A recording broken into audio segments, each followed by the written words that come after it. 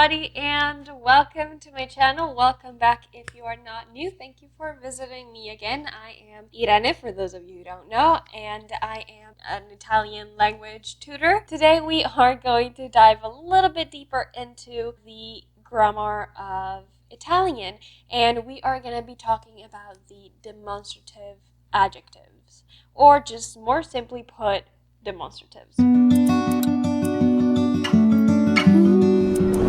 Before I start though, let me know that you appreciate these videos by leaving a like, commenting down below, saying whatever, saying hi, saying where you are from. Subscribe if you think you might be interested in the videos that I make.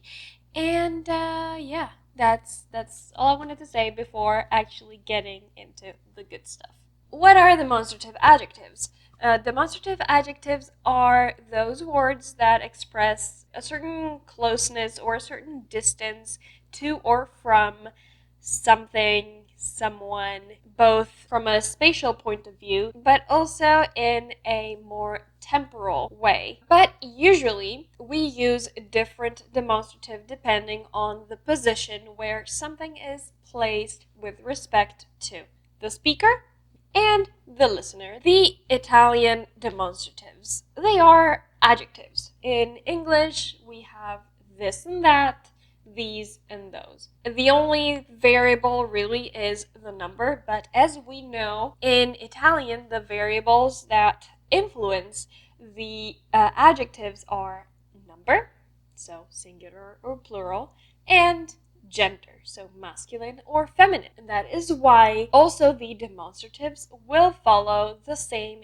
pattern as any other adjective that end in O or A. So that being said, we can go through the demonstratives themselves. So we have three, of which one is not very much used except for in the Tuscan dialect or in more older and literary contexts. But let's follow a certain order. Okay, so the first one that corresponds to this or these, depending, is questo. As you can see, questo ends in O, and so that means that to change it to the feminine or to the plural, or the feminine plural, the only thing that we have to change is that very last letter, so the O. Questo is singular and masculine, but if we want to change it to the feminine, we just have to turn it into questa. Masculine plural is going to be questi,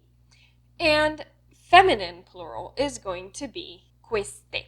And at the singular, it corresponds to this, and at the plural, it corresponds to these. Questo indicates an object that is close to the speaker. This pencil case, this is close to me, so I can say, questo astuccio è verde. This pencil case is green. Questa maglia, this shirt, è rosa. Queste matite, these pencils. Questi libri sono vecchi. So this is questo. Very often in the spoken language, questo is shortened as sto. And sometimes it is also integrated into words. The only time where I see it integrated into words is in stasera, tonight. Stasera, sta, questa, sera, night or evening. But very often, if you go to Italy, you'll hear people say sto bar, this bar, or this cafe, or sto giorno, this day, and so on and so forth. There is another one that is the least used, codesto or cotesto, that used to indicate something that was closer to the listener. So right next to you, there is my ring light, so I can say that lamp is right. Codesta, which sounds so weird to me because I never use it. Codesta lampada è luminosa. That being said, codesto is nowadays used basically only in a Tuscan dialect, or you can find it in very, very old literary texts. But in general, it's been substituted basically completely by quello. Quello means that. Originally, it referred to something that was far both from the speaker and the listener. So I could say, quella chitarra è costosa. That guitar is expensive. As you can see, quello to become quella doesn't have to change a lot. The problem comes more when we have to use different types of masculine words. Quello is simple, quella is very simple, and the plural of quella is quelle.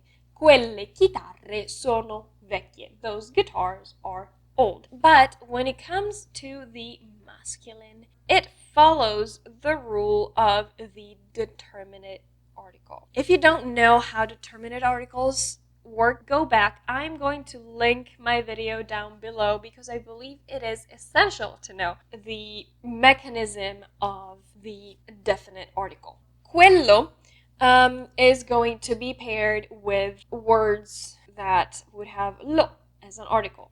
So, words that start in S plus consonant, words that start in GN, words that start in Z. But if you have a word that would need il, instead of quello, we will have quel. I would have to say, quel bambino è alto. That boy is tall. When we have to transform it to the plural form, we will have to follow the rules of the definite articles as well. Every word that uses quello as the singular will have to use quegli. So quegli spazi. But every word that would use quel or il will have to use quei. Quel bambino, quei bambini. I wanted to add 2 or 3 more demonstratives, let's say, but they're not really like this or that. Very often they're used in a similar-ish way. So we have stesso, which means same, or also medesimo, which means same, with an emphatic function. So for example, l'atleta stesso ha fatto pubblicità per questi snowboard. But stesso also means same in the sense of I bought the same dress as you. Ho comprato lo stesso vestito che hai tu. And then one more word that can be useful is tale, such. Non direi mai una tale cosa. I would never say such thing. Which, as you can see, it has a similar meaning to just a demonstrative, but cannot really be categorized as such. Well, I think this is all I have. This being everything, your homework is going to be to write down in the comments below 5 sentences using the demonstratives. So, I am looking forward to seeing what you can do, and of course if you have any questions, please leave them down below. Questo è quanto. This is all you need to know. Grazie per aver visto questo video fino alla fine.